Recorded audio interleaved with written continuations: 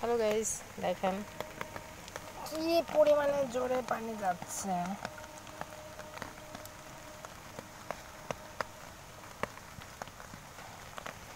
পানি যাচ্ছে এবার জোরে।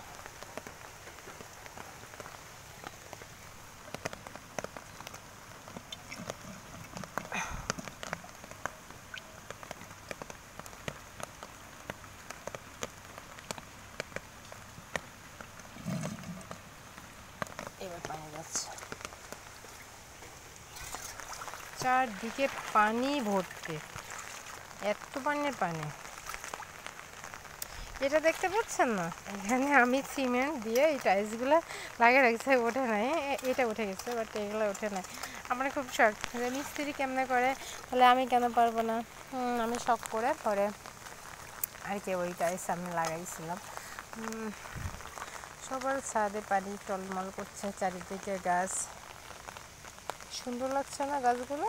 কত সুন্দর লাগছে দেখে।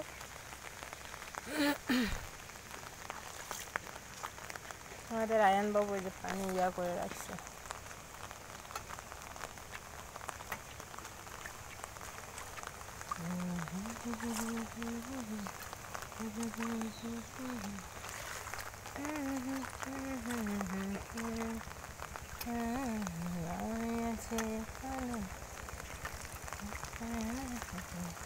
এর সাথে কোনো পানি নেই, কিন্তু আমাদের ছাদ ভর্তি পানি, আমাদের পানি যাইতে পারে না, তো তাই এই যে এখন চলে যাচ্ছে, অনেক জোরে যাচ্ছে অবশ্য, এখন আস্তে আস্তে কমে যাবে।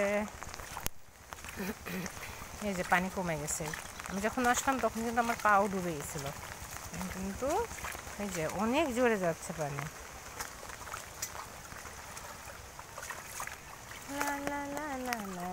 আমাদের নারিকেলগুলো সব শেষ, চোখ লাগছে মনে হয়, কে যে চোখ দিছে। আচ্ছা, আর কোনো নারিকেল নাই, সব নারিকেল শেষ। সেই ডালগুলো কেটে দেবো, আমি আসবো না, নিয়ে আসবো একটা, নিয়ে এসে কেটে দেবো। এইটা, ওইটা, ওইটা সব কেটে দেবো, 3-4টা কেটে দেবো।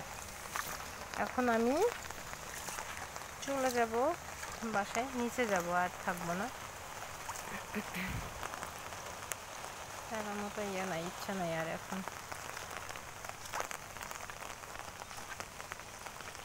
গাছে মরিচ দেখছেন একটা কি সুন্দর লাল, এত ঝাল।